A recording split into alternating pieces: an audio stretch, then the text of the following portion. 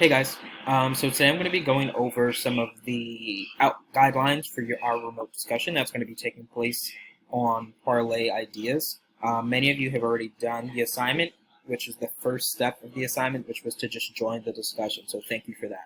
If you go to your Google Classroom, you go to marking period 6, week 511 to 515, you'll see the assignment here. All you have to do is click on that link, and even on your phone, you click on that link, and you're going to log in with your Google credentials. So far, 66 of us have done that, so thank you for that. You're already in the discussion. Over here, this is what Parlay will look like. I'll actually go to my student account, so that way you guys can see what it would look like on your end. So this is my student account.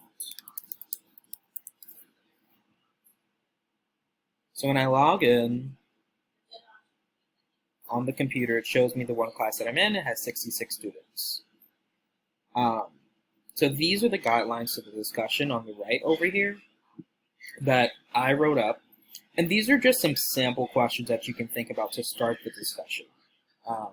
I'm going to be asking you guys questions as you all respond anyway, but these are some things to kind of get you guys thinking, to kind of get the brain juices flowing.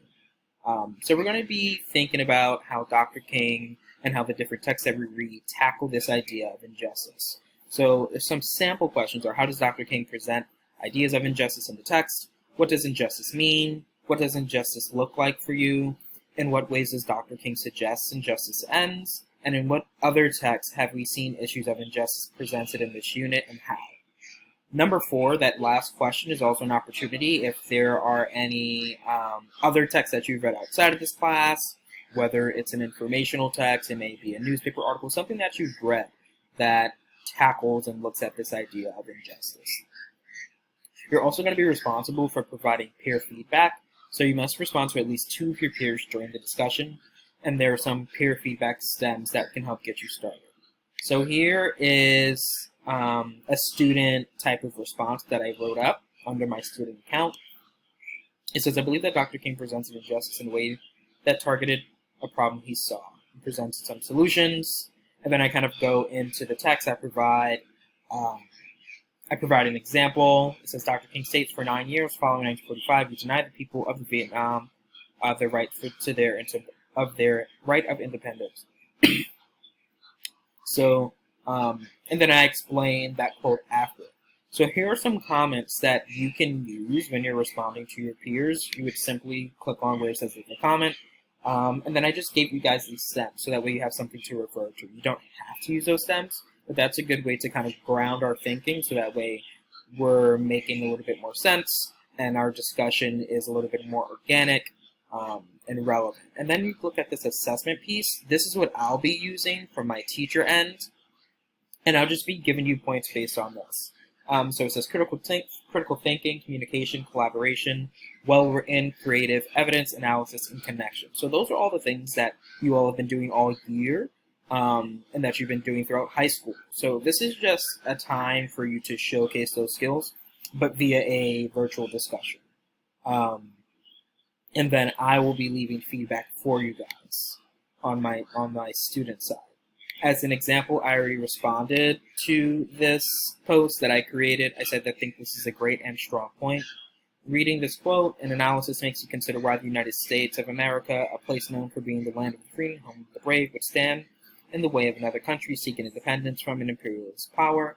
Dr. King does a good job of targeting U.S. practices and how these actions contradict what the Constitution speaks for. So that's just a simple example.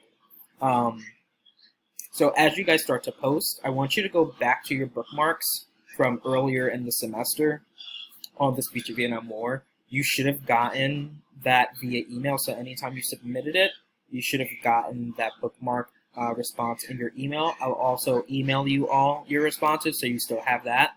And then you also want to look back at that last and final bookmark that was done via a Google Doc. So that's the outline, basically, for the platform and what it looks like. That's what we'll be doing the bulk of the discussion. I see some of you have posted. If you did post already, what I'm going to be doing is I will send you your post that you did in the past, because I deleted it.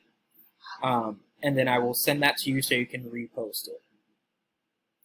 The other thing I want to go through, and this is also going to be posted on Google Classroom, these are just the guidelines, very specific guidelines, and then the rubric for the discussion. So, as always, we want to look at the highest point. So, the idea with this project isn't that you do it once, you turn it in, and you get a grade and that's it. The idea is that this is ongoing. So, say you write a response that would be considered like a red response. The idea is, I'm going to respond, I will give you some feedback, and then the idea is to get you from red to yellow, or say we go from red to light green or dark green. So that way we show the progression of you kind of getting that skill and making sure that your evidence analysis and your discussion is thorough. So we want it to be dark green, so we're just going to go over the dark green section of the rubric. It's very simple. You have ideas and evidence. The student identifies clear and relevant examples of injustice from more than one unit text, including King's speech. So this is an opportunity for you to use Dr. King's speech on the Vietnam War and also other texts that we discussed throughout the unit. Students propel discussions by posing thoughtful questions and offering new ideas. The student offers a well-reasoned analysis of the connection between examples, and the student proposes reasonable real-world solutions to the problems discussed. So as we know, injustice is something that we see throughout history, something that's going on to this very day. There's a lot going on in the news right now about injustice and the ways that we see injustice. I'm not going to get into that. So that's also an opportunity for you to use some of those real-world examples that connect to the speech that was made back in 1967, or to the Thomas Paine, to the crisis. So the theme is fluid throughout, and that's an opportunity for you to do that. It should be organized, so you complete it on time, it's well organized, it identifies the central ideas of injustice, the conversation stays focused on the topic, and uses logical connections between ideas and examples, and you accurately summarize your discussion in writing. You also need to respond to at least 2 of your peers. So say 2 of you, when you write something, you need to respond to 2 other people's posts.